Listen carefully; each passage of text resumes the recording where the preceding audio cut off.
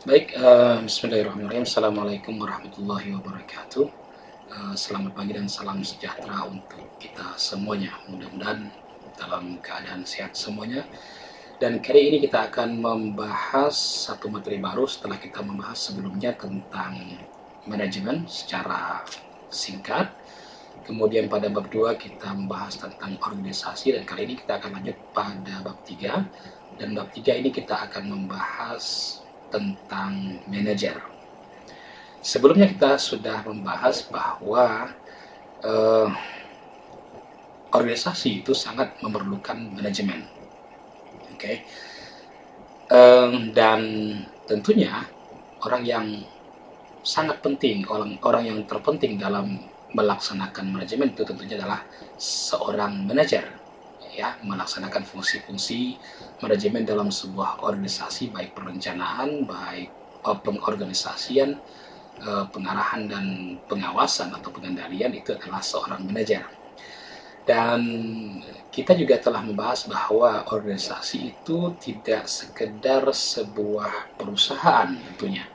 Kita membahas sebelumnya bahwa organisasi itu adalah wadah atau tempat bagi sekelompok orang yang bekerja sama, terkoordinasi dan terstruktur, dan bekerja sama untuk mencapai satu tujuan yang sudah ditentukan. Tentunya kalau memang demikian definisi dari sebuah organisasi, berarti organisasi bukan hanya sekedar perusahaan. Uh, kita dapat menemukan banyak contoh-contoh organisasi di masyarakat. Misalnya kantor polisi atau kepolisian juga adalah sebuah organisasi, rumah sakit itu adalah sebuah organisasi, sekolah dan kampus juga adalah sebuah organisasi. Kemudian berarti sekolah, kampus, kantor polisi, rumah sakit dan sebagainya itu sangat memerlukan seseorang dengan yang kita sebut seorang manajer. Oke, karena manajer lah yang berperan penting dalam melaksanakan fungsi-fungsi manajemen dalam organisasi tersebut.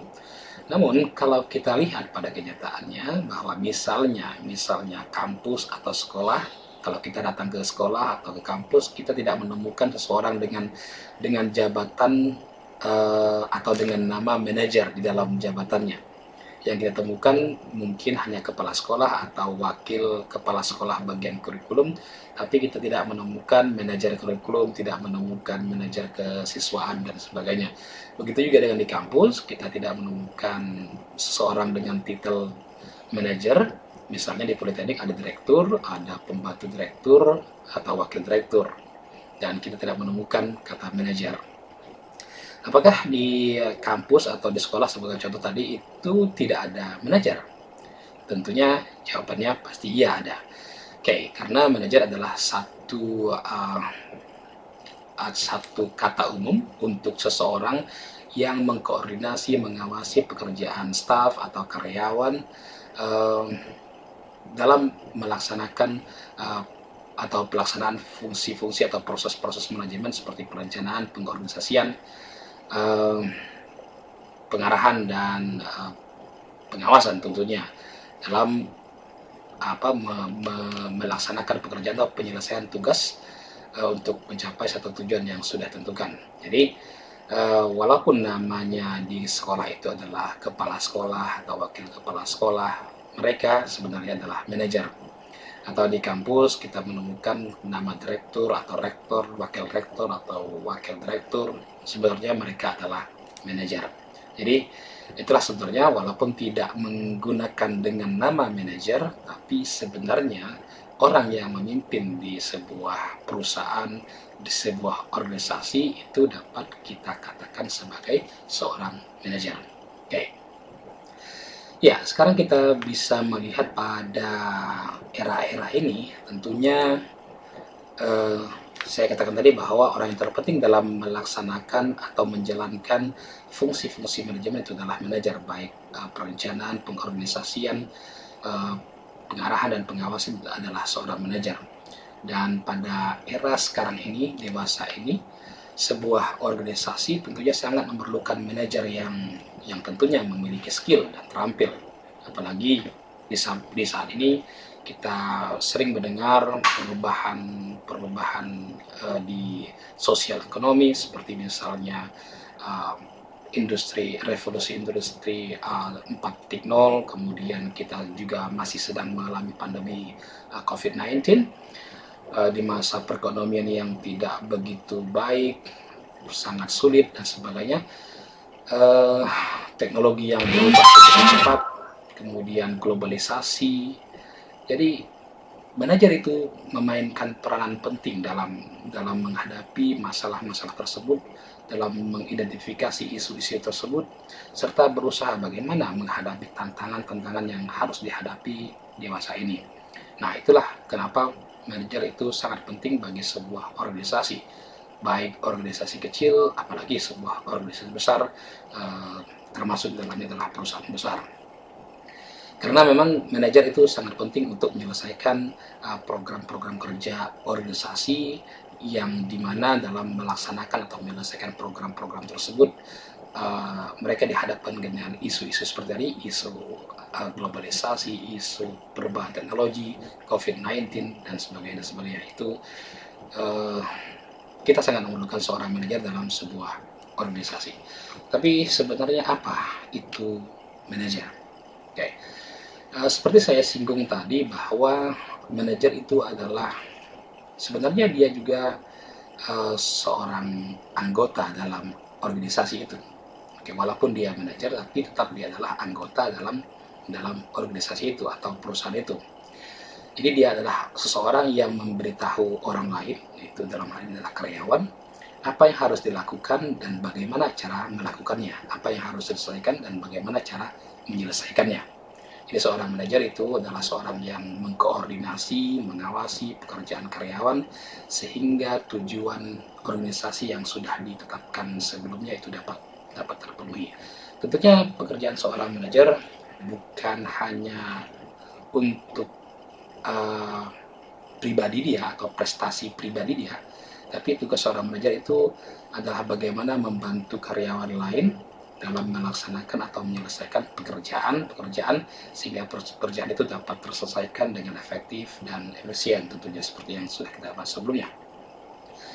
Ini dapat berarti bahwa tugas manajer itu mengkoordinasi pekerjaan satu kelompok departemen. Misalnya manajer marketing, misalnya dia akan memimpin atau mengkoordinasi beberapa departemen-departemen atau bagian-bagian, misalnya departemen penjualan, departemen periklanan. Oke, misalnya seperti itu. Dia bisa membawai banyak orang atau beberapa unit atau beberapa bagian atau beberapa departemen. Atau bisa saja tugas seorang manajer itu hanya mengkoordinasi pekerjaan, mengawasi pekerjaan dan mengarahkan satu orang saja. Bisa saja seperti itu, misalnya dia manajer dan dia hanya punya satu staff, terutama untuk sebuah organisasi kecil. Jadi itu bisa saja terjadi tergantung seberapa besar organisasi yang ada, yang dimana manajer itu berada. Oke, itu kira-kira manajer.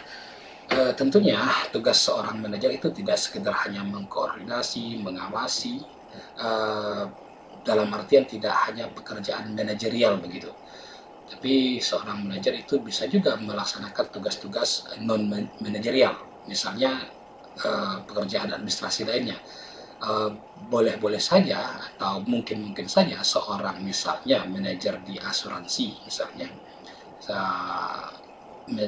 bagian klaim, manajer klaim di asuransi misalnya, dia di samping mengkoordinasi staf-staf bagian klaim asuransi, dia juga mungkin melakukan atau mengerjakan pekerjaan-pekerjaan seperti membuat laporan tentang klaim-klaim asuransi tersebut. Jadi bisa dia bekerja sebagai seorang manajer, yaitu mengarahkan, mengawasi, dan dia juga bisa bekerja dalam tugas non manajerial seperti tugas-tugas administrasi seperti membuat laporan, menyampaikan laporan dan sebagainya. Jadi itulah kira-kira tentang manajer, dan kita lanjutkan dengan macam dan tipe-tipe atau jenis-jenis manajer. Ada yang mengatakan bahwa tidak semua pekerjaan manajerial itu adalah sama. Ya, tentunya begitu. Tentunya dalam tuntutan persyaratan untuk menjadi seorang manajer itu di sebuah perusahaan besar tentunya sangat berbeda-beda antara satu perusahaan dengan perusahaan lain. Dan di perusahaan satu dan perusahaan lain tentunya juga ada perbedaan nama-nama manajer. Ya tadi yang saya contohkan misalnya di sekolah itu ada kepala sekolah, di kampus, di politeknik, direktur dengan nama direktur, walaupun dia juga sebenarnya adalah manajer. Dan mungkin di kepolisian mungkin adalah kapoldanya atau kapolresnya begitu.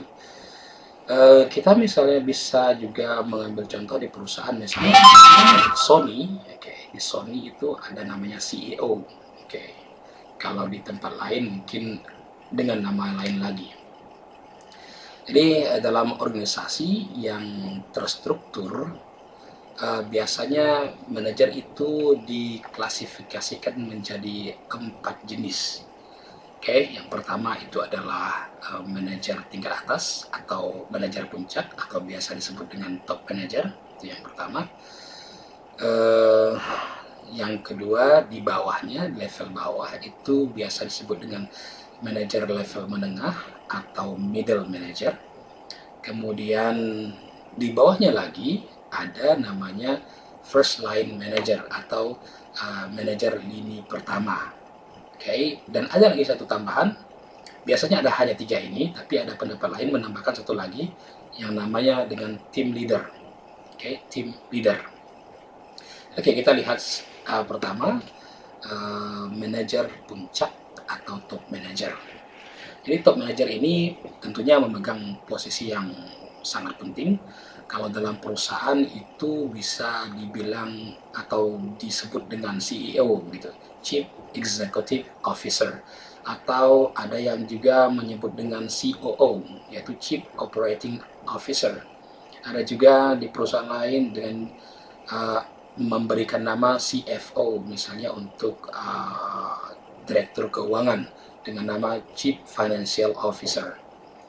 Dan semuanya bertanggung jawab atas keseluruhan arah organisasi, kemana tujuan organisasi akan dicapai. Ya tentunya kalau di sekolah top manajernya adalah kepala sekolah dan wakilnya. Kemudian kalau di kampus itu di politeknik misalnya top manajernya adalah direktur dan wakil direkturnya. Begitu contohnya kira-kira. Jadi top manager atau manajer puncak ini memiliki tanggung jawab, beberapa tanggung jawab, misalnya untuk menciptakan konteks perubahan. Karena tadi sudah kita bahas tadi bahwa sekarang ini tantangan sangat besar, pandemi, revolusi industri, perubahan teknologi. Jadi salah satu tugas utama dari top manager itu adalah bertanggung jawab untuk menciptakan dalam konteks perubahan, bagaimana organisasi atau perusahaan harus berubah dalam menghadapi tantangan-tantangan di masa ini. Tentunya manajer tingkat atas itulah yang menciptakan atau memberikan visi misi perusahaan atau visi misi organisasi. Jadi kemana arah tujuan organisasi itu dapat dilihat pada visi dan misinya. Top manager inilah yang bertanggung jawab atas visi dan misi perusahaan itu, karena di sanalah perusahaan akan diarahkan, ke sanalah perusahaan itu akan diarahkan. Kemudian salah satu tanggung jawab dari top manager itulah mengembangkan komitmen karyawan terhadap kinerja perusahaan. Jadi top manager harus bertanggung jawab bagaimana mengembangkan komitmen para staf, para karyawan terhadap perusahaan. Jadi itu adalah tanggung jawab dari top manager. Dan selanjutnya yang ketiga, tanggung jawab dari top manager itu secara umum adalah harus menciptakan budaya organisasi yang positif. bagaimana kondisi kerja, bagaimana lingkungan kerja, nilai-nilai apa yang dianut dalam perusahaan atau organisasi, itu adalah tanggung jawab dari seorang atau beberapa top manager di perusahaan. Mereka harus menciptakan budaya organisasi yang positif melalui misalnya bahasa dan tindakan. Top manager juga menciptakan nilai, sudah saya sebutkan tadi, strategi dan pelajaran melalui apa yang mereka lakukan dan katakan, dan mereka menjadi model, role model, menjadi contoh kepada karyawan, baik bagaimana cara bertindak atau berperilaku di dalam perusahaan ataupun di luar perusahaan. Ya, kita lanjut ke manajer menengah, middle manager. Middle manager itu tentunya mereka di bawah level top manager tentunya, yaitu seseorang yang memegang posisi, misalnya kalau di perusahaan itu seperti manajer pabrik atau manajer regional atau manajer divisi begitu. Ini akan lebih mudah kalau kita melihat struktur organisasi, gambarnya, bagannya, maka akan terlihat siapa top manajernya, siapa middle manajernya. Biasa yang paling top itu adalah top manager adalah biasa direktur atau kepala sekolah kalau di sekolah seperti itu. Jadi manajer tingkat menengah ini atau middle manager ini bertanggung jawab untuk menetapkan tujuan yang konsisten dengan tujuan puncak tadi. Top manager itu, manajemen puncak itu memberikan visi dan misi kemana perusahaan ini harus diarahkan. Maka itu kan tujuan visi dan misi itu sebenarnya sangat umum masih. Lalu tujuan itu harus dikembangkan oleh yang namanya middle manager. Jadi mereka bertanggung jawab untuk menetapkan tujuan yang konsisten dengan tujuan manajer puncak tadi, dan untuk merencanakan, menetapkan strategi untuk mencapai tujuan tersebut. Bagaimana cara-cara untuk menentukan untuk mencapai visi dan misi yang sudah diciptakan atau sudah dibangun oleh top manager tadi. Jadi mereka agak lebih khusus. Jadi salah satu tanggung jawab dari middle manager juga adalah merencanakan dan mengalokasikan sumber daya untuk memenuhi atau untuk mencapai tujuan organisasi tentunya. Dan kemudian ada tanggung jawab lain, yaitu mengkoordinasi dan menghubungkan kelompok-kelompok, departemen-departemen atau unit-unit atau bagian-bagian atau divisi-divisi yang ada di perusahaan. Mungkin kalian tahu kalau di perusahaan itu ada divisi marketing, ada divisi accounting. Itu middle manager yang bertanggung jawab untuk bagaimana mengkoordinasi bagian-bagian itu, bagaimana menghubungkan orang-orang yang ada di situ, dan termasuk program-program kerjanya tentunya. Kemudian tanggung jawab berikutnya dari seorang atau beberapa middle manager atau manajer menengah adalah untuk memantau dan mengelola kinerja unit masing-masing. Manajer individu itu melapor kepada mereka. Jadi tanggung jawab dari middle manager ini adalah untuk memantau dan mengelola kinerja subunit dan manajer individu yang melapor kepada mereka. Misalnya manajer marketing tadi ada yang melapor kepadanya, yaitu misalnya manajer periklanan atau kepala bagian periklanan, misalnya seperti itu. Lalu tanggung jawab lainnya adalah middle manager itu bertanggung jawab untuk menerapkan perubahan atau strategi yang dihasilkan oleh manajer puncak. Dan tentunya tadi bahwa manajer puncak atau top manager menentukan strategi-strategi tapi masih umum. Jadi middle manager itu yang menerapkannya. Bagaimana menerapkan perubahan atau strategi yang sudah dibuat, sudah dibangun oleh para top manager tadi. Kita akan lanjut dengan manajer ketiga, yaitu manajer lini pertama atau biasa disebut first line manager. First line manager ini memegang posisi seperti manajemen kantor. Tentunya manajer lini ini di bawah dari manajer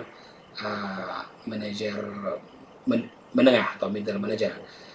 Kalau kita ambil contoh yang agak ringan adalah misalnya di kampus, di politeknik ini, direktur dan wakil direktur adalah top manager. Kemudian kalau kita mengkhususkan di kejurusan, ketua jurusan, dan sekretaris jurusan itu adalah middle manajernya. Kemudian yang menjadi first line manajernya, manajer lini pertamanya adalah ketua program studi. Mungkin bisa dicontohkan seperti itu.